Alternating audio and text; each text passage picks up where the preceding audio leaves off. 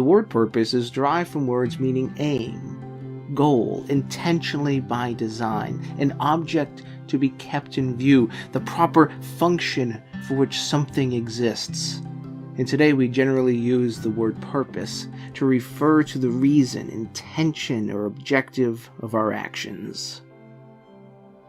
Without a clear purpose, we lack the meaningful direction that provides vitality and motivation for living our daily lives.